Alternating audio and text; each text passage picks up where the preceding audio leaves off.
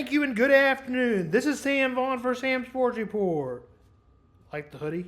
Yeah, I got it yesterday. Drove by, saw his shirts for sale. Good thing I did because, maybe they don't get the best business. And I bought this shirt. Travis Kelce. Yeah, I like it. And I gave it to a good cause.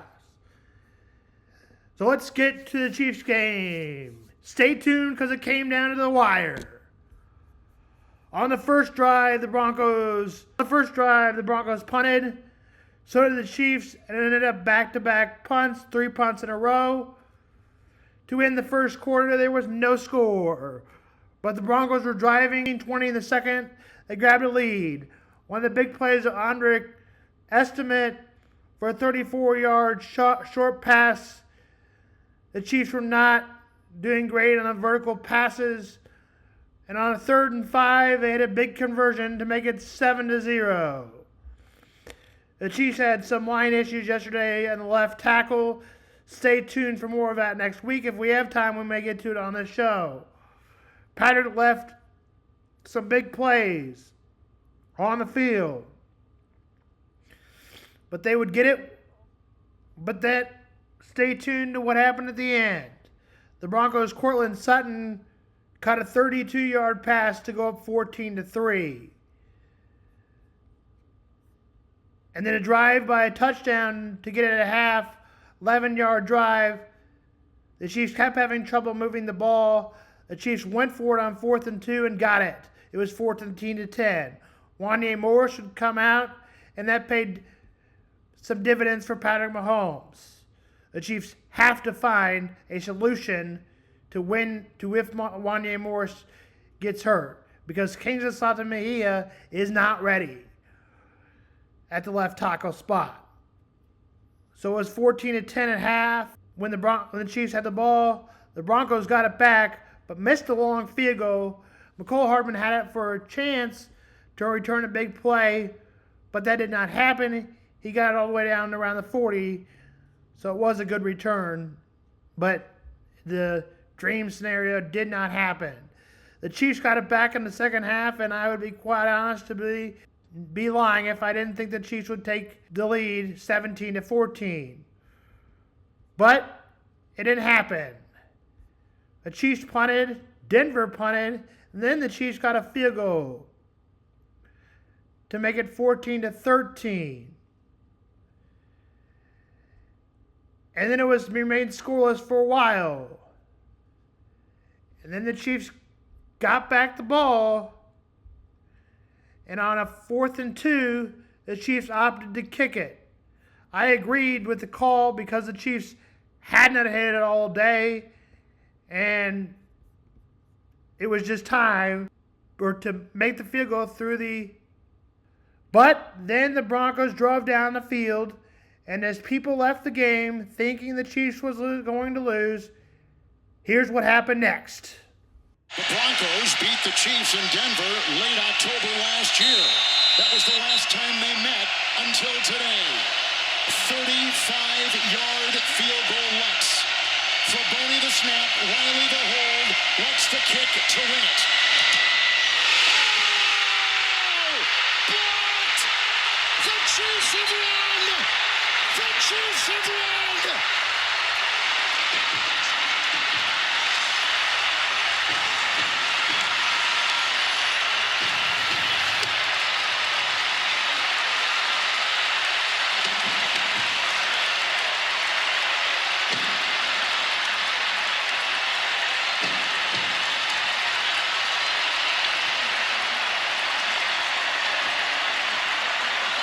Kevin, they've done it all season long, finding a way to win football games, offense, defense, and now special teams.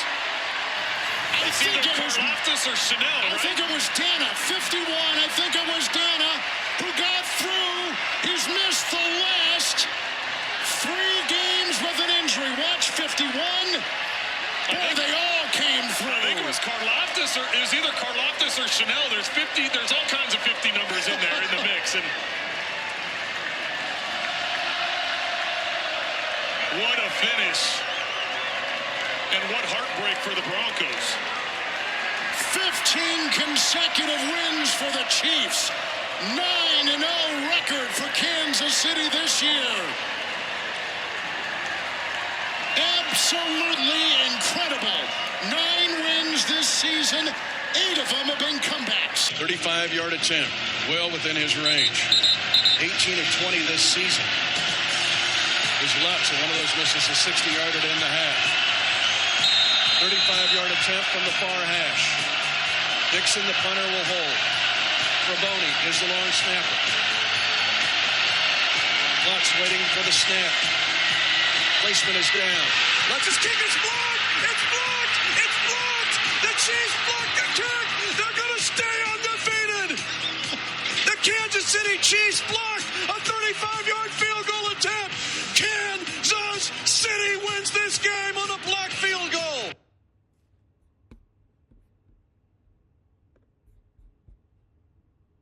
Moved to 9-0, and the Broncos moved to 4-5.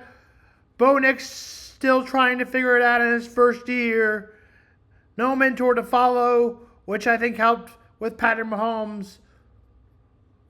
That's why I think the Broncos are 5-5 and looking for some answers. And Sean Payton's still a good coach. I have a feeling he'll figure it out, but we'll see next year with the quarterback how that goes. The Commanders would match it after the Steelers couldn't grab the lead 14-0. It was 7-7. But the Commanders would grab a touchdown pass to make it. The Steelers got back late at half to score a touchdown. And in the second half, I saw a lead of 24-14, and after a third quarter touchdown, that was 24-14. But I thought the game was over, to be honest. But then the Steelers scored a touchdown to make it 20-21, a big play of 34 yards. Also a big play of 2nd and 20, which helped the Commanders put it in with a field goal to make it 27-21. And then Russell Wilson threw a pick. But again, the Commanders couldn't take advantage of that. And then the Steelers fumbled. The Commanders had a second chance to take care of that, and that didn't happen. And like on so many chances and it's been like so many things in life, on the 3rd and 9, Russell Wilson delivered. And again, the Commanders weren't ready. It will be another story to follow, again, when we talk about teams that just aren't ready. The Commanders would get it down to the 50, but couldn't complete the pass for the comeback. And the 50-yard pass at the end went incomplete. The key play of that game was a stop on 3rd down and 8. Commanders lose to the Steelers 28-27. A touchdown put them ahead by Russell Wilson. Lessons here, right, to take away from the two games? The Chiefs need to find a left tackle, and the Chiefs keep finding ways to win. Other than that, the Chiefs need to find a backup left tackle right now, and we'll see what they do. Also a lesson, teams find a way to get a win, and it's about the process. The Commanders are 7-3, the Steelers are now 7-2. We'll go to the Bills and the Colts just because the Chiefs play them next. And we may answer questions tomorrow about the Bills. We don't have enough time to get to that. But the Bills' Josh Allen didn't look like his best self. He threw 2 INTs. Joe Flacco threw 3. The Bills get it done, though. The Colts made a lot of mistakes. And immediately, when the Colts got the ball back after a punt, the Colts would turn that into a touchdown. The Colts never got a chance to calm down a field goal. It was 10-0 of Bills. The Colts did get a field goal to keep them in within the game. And they would tie it. And on 4th and 3, Bills went for it. They didn't get it. A touchdown, grueling drive that suddenly tied the game at 10. Josh Allen would then throw an INT, but a deep pass to Dawson Knox knocked it back in for the Bills to take a lead at 17-13. A field goal before the half but a 13-yard run would make it 17-13. Buffalo, they stopped a 13-0 run by the Indianapolis to get him back the lead. And then Tyler Bass would get him ahead 7 Bills with a 47-yard field goal. To start the half, a punt, a fumble by the Colts, and Josh Allen turnover on downs. But a field goal would be matched by the Bills. And again, Flacco threw another INT, and the Colts kept missing chances to get back in with the game. A field goal to make it 30-20. The Colts got a lot of late touchdown, but it was already over as it was 30-20 was the final score. Saints and Falcons. Saints were the one who took another one that the Falcons maybe should have won. The Saints went up 10-0, and that was a problem as David Carr delivered a 40-yard pass. The Falcons went up and set a 33-yard pass to Daryl Money. It did take them 4 times to get it in, which maybe was a sign of why the Saints had such a hard time scoring. For the Falcons, MVS got a long play of 67 yards, former Chief, and then Marquell Scantling caught another one that was a touchdown pass. MVS got 2 touchdown passes, which also stands for Marquez Valdez-Scantling. The Falcons took a 17-7 lead. The Falcons couldn't score. The Falcons got a field goal at halftime, but the score was 17-10. The Saints punted. The Falcons got another field goal. The Falcons happened to get another field goal to make it 17-10. But a spread of 20-10 came out as the Falcons punted 3 times in a row. The Saints had to punt, but again, the Falcons couldn't take advantage of that. The Falcons would win 2017. And now we get to the 4 o'clock games.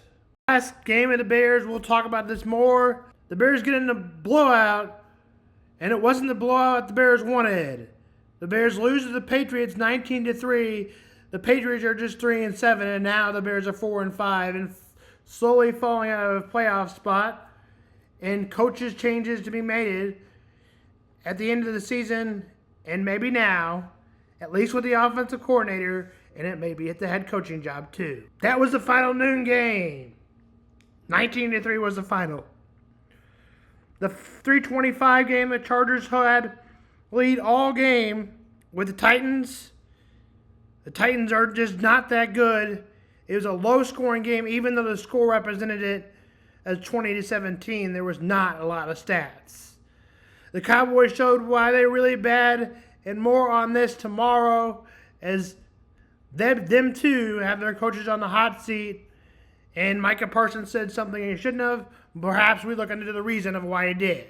The final score of that game was 34-6. The Cardinals blew out the Jets, who were favored.